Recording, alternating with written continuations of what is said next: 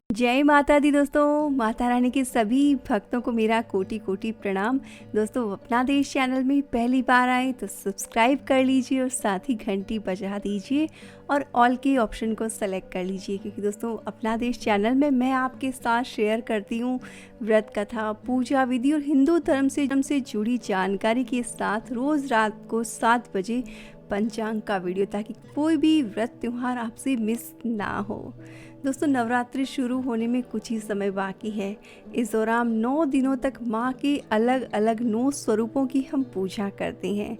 दोस्तों, घट स्थापना ना होने से लेकर 9 दिनों तक माँ की पूजा चलती है।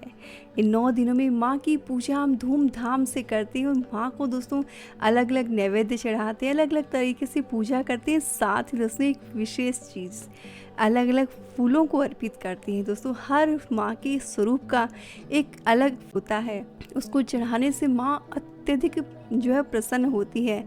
दोस्तों, ऐसे में जान लेते हैं कि माँ के किस स्वरूप को आपने कौन सा फूल चढ़ाना है, यानी कि नवरात्र के कौन से दिन आपने पूजा में कौन सा फूल जो है वो अर्पित करना है। दोस्तों, नवरात्रि का पहला दिन देवी दुर्गा के पहले यानी कि शैलपुत्री को समर्पित होता है। इस रूप में वह हिमालय की बेटी हैं। देवी दुर्गा की शैलपुत्री स्वरूप की पूजा करने के लिए आपने उन्हें गुड़हल के जो लाल फूल होते हैं उन्हें अर्पित करना चाहिए। साथ दोस्तों आपने घी भी ज़रूर से अर्पित करना चाहिए, क्योंकि दोस्तों शैलपुत्री को गुड़हल के फूल और घी बहुत ज़्यादा प्रिय है।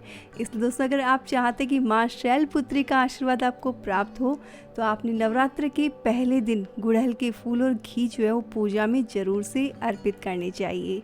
दोस्तों, नवरात्रि का दूसरा दिन देवी ब्रह्मचारिणी का उत्सव। पार्वती के इस रूप में वर्षों तक कठिन तपस्या और तपस्या से प्रसन्न होकर भगवान शिव ने उन्हें अपनी पत्नी के रूप में स्वीकार किया था। देवी ब्रह्मचारिणी की पूजा मीठे भोजन और श्रेवंती के फूलों से कर सकते हैं। दोस्तों, अपने भक्तों को लंबे, शांतिपूर्ण और शुद्ध जीवन का आशीर्वाद देती है। इसलिए दोस्तों अगर आप चाहते हैं कि माँ का आशीर्वाद आपके पूरे जीवन भर, पूरे परिवार पर बना रहे, तो आपने पूजा में शेवंती यानी कि गुलदाउदी के जो फूल हैं वो ज़रूर से अर्पित करने चाहिए। और दोस्तों, नवरात्रि का तीसरा दिन यानी कि देवी चंद्र घंटा की पूजा का दिन। दोस्तों, इस दिन माँ के चंद्र घंटा स्वरूप की पूजा अपने पूरे अनुष्ठान के साथ, भक्ति के साथ करनी चाहिए। साथ ही माँ को आपने एक और जहाँ दूध की मिठाई का भोग लगाना है, वहीं साथ ही कमल के फूल अर्पित कर देने। दोस्तों, कमल के फूल अर्पित करने से भी आयु का आशीर्वाद प्राप्त कर सकते हैं। दोस्तों, चंद्र घंटा जो है वो आपके जीवन से हर तकलीफ को, हर बीमारी को दूर कर आपको आरोग्य का वरदान देंगे। इसलिए आपने पूजा में कमल के जो गुलाबी रंग के जो फूल हैं वो ज़रूर से अर्पित करनी, और साथ ही आपने दूध से बनी हुई मिठाई या दूध का भोग लगाना चाहिए। दोस्तों, माँ दुर्गा का चौथा स्वरूप यानी कि कुष्मांडा, यानी कि नवरात्रि के चौथे दिन पूजा होती है माँ कुष्मांडा की। और देवी कुष्मांडा को चमेली के फूल बहुत पसंद है, इसलिए नवरात्रि के चौथे दिन देवी को चमेली के फूल अर्पित करने से आपको बुद्धि, बल, शक्ति के रूप में उनका आशीर्वाद मिल सकता है। और देवी को भोग के रूप में आप एक प्रकार का मीठा पकवान, कोई भी मिठाई जो है वो ज़रूर से भोग लगाएं। दोस्तों, नवरात्रि का 5वां दिन यानी कि स्कंद माता का दिन, और देवी स्कंद माता को पीले फूल बहुत ज़्यादा प्रिय है। पीला रंग शांति का प्रतीक होता है। समस्याओं को दूर करने के लिए देवी स्कंद माता की पूजा के दौरान आपने पीले फूलों का जो है पूजा में इस्तेमाल करना चाहिए। साथ ही केले का भोग लगाना चाहिए, ताकि माँ प्रसन्न होकर आपके पूरे परिवार को आशीर्वाद प्रदान करे। दोस्तों, नवरात्रि का छठा दिन यानी कि माँ कात्यायनी की पूजा का दिन, और माँ कात्यायनी को दोस्तों गेंदे के फूल विशेष तौर पर प्रिय है। और देवी दुर्गा के भक्तों को उनका आशीर्वाद लेने के लिए पूजा में ज़रूर से गेंदे के फूल जो है वो अर्पित करने चाहिए। और दोस्तों, अगर गेंदे के फूल नहीं मिल रहे हैं तो आप देवी कात्यायनी को शहद के साथ साथ उनके भोग में पीला चमेली भी चढ़ा सकते हैं। और नवरात्रि का 7वां दिन यानी कि काल रात्रि देवी का दिन। दोस्तों, देवी को कृष्ण कमल के फूल अर्पित करने से आपको उनका आशीर्वाद प्राप्त करने में मदद मिल सकती है। और आप अपने जीवन होने के लिए देवी को भोग के रूप में गुड़ भी चढ़ा सकते हैं। दोस्तों कोशिश करें कि आप कृष्ण कमल जो है वो ज़रूर से अर्पित करें। नवरात्रि का 8वां दिन यानी कि देवी दुर्गा के महागौरी स्वरूप की पूजा का दिन। भगवान शिव की तपस्या से प्रसन्न होकर देवी दुर्गा ने ये रूप धारण किया था और उनके सामने प्रकट हुई। क्योंकि देवी ने भोजन का सेवन किए बिना वर्षों तक कठोर तपस्या की, इसलिए उनका पूरा शरीर काला पड़ गया था। तब भगवान शिव जी ने देवी पर गंगा जल डाला और उनका रंग दुधिया सफ़ेद हो गया। देवी दुर्गा के भक्तों को उन्हें मोगरा के फूल जो है वो ज़रूर से अर्पित करना चाहिए, जिसे अरब की चमेली भी कहा जाता है। दोस्तों इस तरह के यानी कि मोगरा के फूल अर्पित करके अगर महागौरी की पूजा करेंगे तो महागौरी बहुत अधिक प्रसन्न होती है और अखंड सौभाग्य का आशीर्वाद जो है वो प्रदान करती है।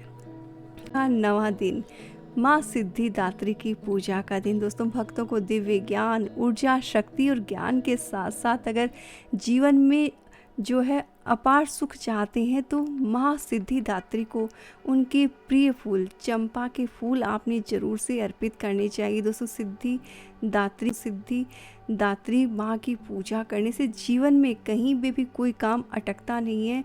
माँ की कृपा जिस पर हो जाती है उसके काम स्वतः ही बनने लगते हैं। इसलिए दोस्तों माँ सिद्धिदात्री को प्रसन्न करने के लिए पूजा में आप ज़रूर से चंपा के फूल जो है वो अर्पित करें।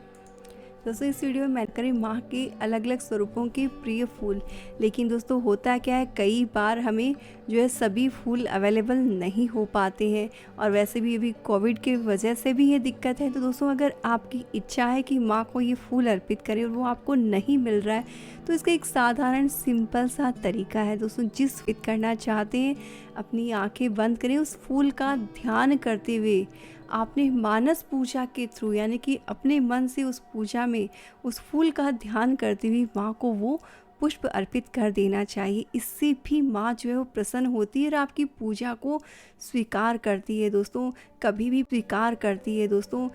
भी पूजन सामग्री में अगर कोई पूजन सामग्री रह जाती है वो नहीं मिल पाती तो मन में अफसोस ना करें। दोस्तों वहाँ पर आपने हमेशा मानस पूजा करके उस पूजा को पूर्ण कर लेना चाहिए। कोई प्रसाद अगर आप नहीं बना पा रहे हैं, कोई भी तरह की अड़चन अगर आ जाती है तो उस समय उस भगवान को आप अर्पित कर दीजिए, क्योंकि दोस्तों भगवान को आपकी भावना चाहिए और भौतिक चीज़ें दोस्तों और कुछ भी नहीं है, सिर्फ एक हमारी आदत का हिस्सा बन गए हैं। वास्तविकता में पूजा का जो संबंध है वो सिर्फ और सिर्फ हमारे मन के भावों से है। तो मन से जुड़कर आप पूजा कीजिए, माँ की असीम कृपा आपको ज़रूर से प्राप्त होगी। दोस्तों इस बार वैसे भी जो नवरात्र हैं उसमें शनिवार से शुरू हो रहे हैं तो थोड़ी सी मन में जो है टेंशन की ये घंटी बजती है, इसलिए आप बहुत ही मन से प्रार्थना करें कि जीवन में जिस भी अनिष्ट की जो शंका पैदा हो रही है वो दूर हो, सभी के जीवन में खुशियाँ आए और सभी के लिए आने वाला वर्ष बहुत सारी खुशियाँ लेकर आए। इसी शुभेच्छा के साथ मैं विदा लेती हूँ। दोस्तों वीडियो की इन्फॉर्मेशन अच्छी लगी हो तो शेयर जरूर से कीजिएगा और चैनल में नए हैं तो सब्सक्राइब कीजिए, घंटी बजाइए। जय माता दी। दोस्तों आप सभी को नवरात्रि की ढेरों